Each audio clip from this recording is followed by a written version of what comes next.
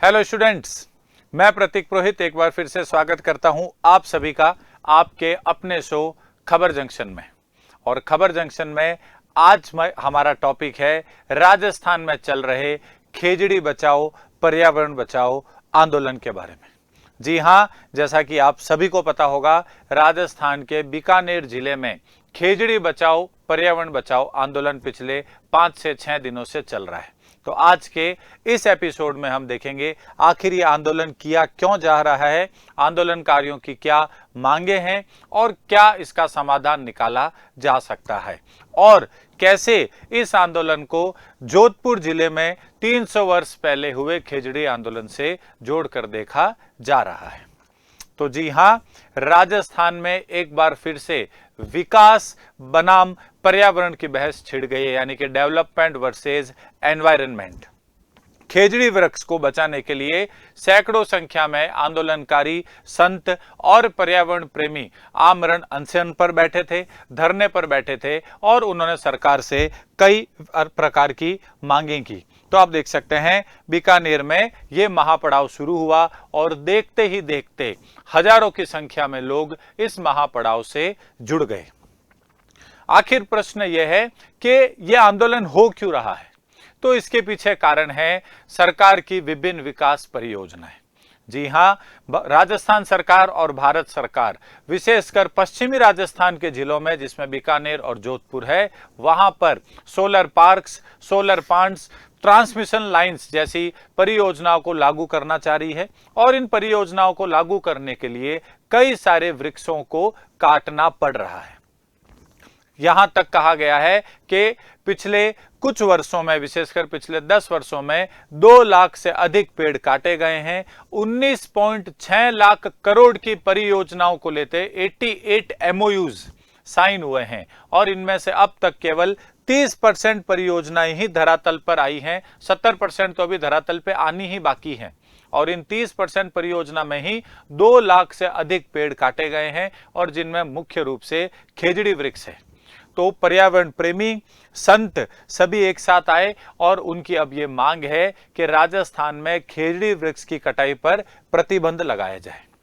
इन आंदोलनकारियों की जो प्रमुख मांगे हैं उनमें सबसे पहली मांग ये है कि 50 वर्ष से ज्यादा पुराने जो भी खेजड़ी के पेड़ हैं उनको नहीं काटा जाए किसी भी प्रकार से।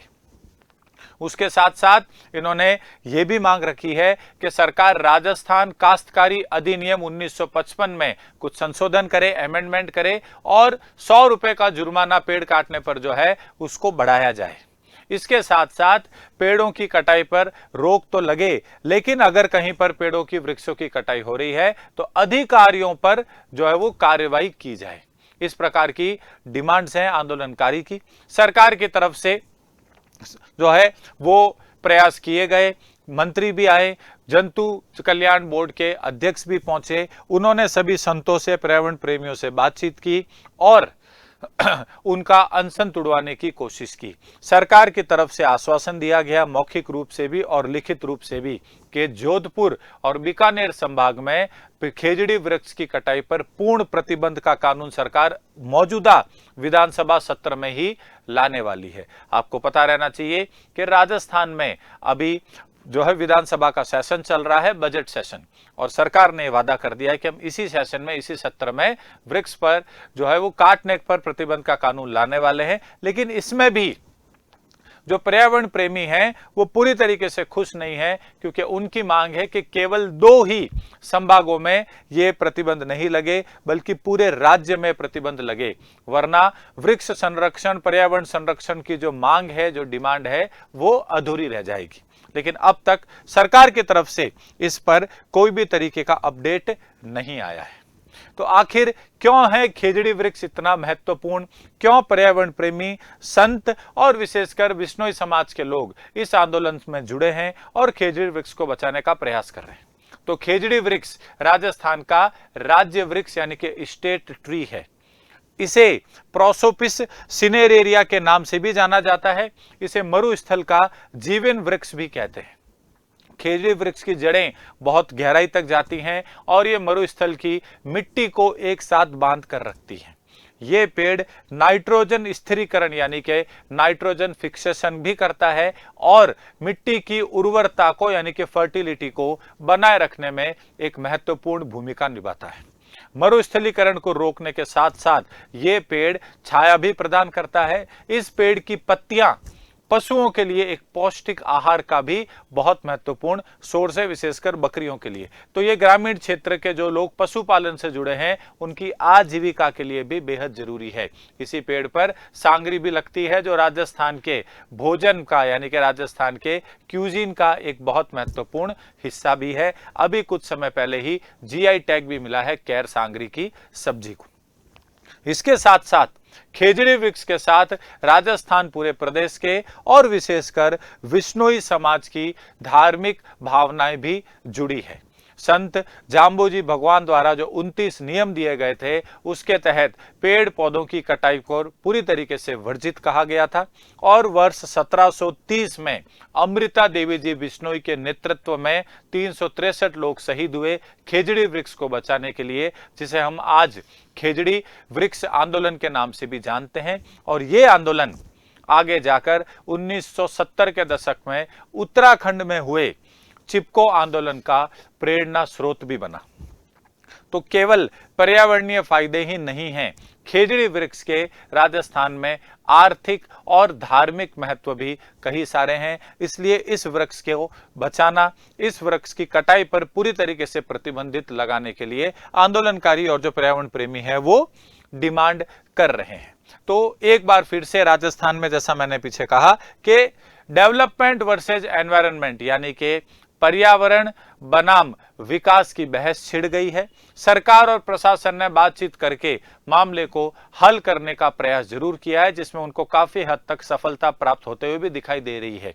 लेकिन पर्यावरण प्रेमियों ने स्पष्ट किया है वो अभी केवल और केवल अपना आमरण अनशन तोड़ रहे हैं, लेकिन आंदोलन जारी रहेगा तब तक जब तक पूरे राज्य में खेजड़ी वृक्ष के कटाई पर प्रतिबंध नहीं लगे। स्टूडेंट्स, हमारे पिछले एपिसोड में मैंने आप लोगों से थिंक एंड कमेंट के फूड फॉर थॉट में क्वेश्चन पूछा था कि राजस्थान की लुप्त होती लोक कलाओं के संरक्षण के लिए आप सरकार को क्या सुझाव देंगे। आप में से कई सारे स्टूडेंट्स ने कई सारे अलग अलग प्रकार के सुझाव दिए, लेकिन जो सबसे प्रभावी सुझाव है वो है गीता मुंडन जी का। इन्होंने लिखा है सरकार को इसके लिए लोक कलाकारों को आर्थिक सहायता देनी चाहिए, प्रशिक्षण केंद्र खोलने चाहिए, स्कूली पाठ्यक्रम में लोक कलाओं को शामिल करना चाहिए और उसके साथ साथ मेले महोत्सवों के माध्यम से प्रचार प्रसार करना चाहिए।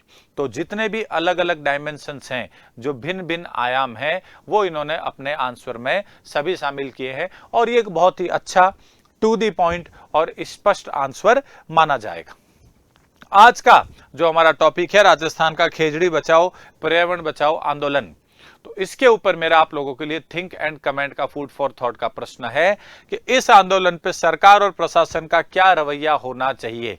अगर आप प्रशासन का हिस्सा होते, आप कोई अधिकारी होते जोधपुर, बीकानेर या राजस्थान के किसी भी क्षेत्र में, और वहां पे इस तरीके का वृक्ष बचाओ आंदोलन जैसे खेजड़ी बचाओ पर्यावरण बचाओ आंदोलन चल रहा होता, तो आपकी तरफ से क्या किया जा सकता था, आप सरकार को क्या सुझाव देते, या एज एन एडमिनिस्ट्रेटर एक प्रशासक के तौर पर आपको क्या करना चाहिए था। यह आंसर मुझे आपको इस वीडियो के नीचे कमेंट सेक्शन में देना है। ध्यान रखिएगा, आपको अपना आंसर अधिक से अधिक 2 से 3 लाइनों में लिखना है। जो आंसर मुझे सबसे प्रभावी, सबसे अच्छा लगा, उसे मैं खबर जंक्शन के अगले एपिसोड में आपके नाम के साथ पढ़ के सुनाऊंगा।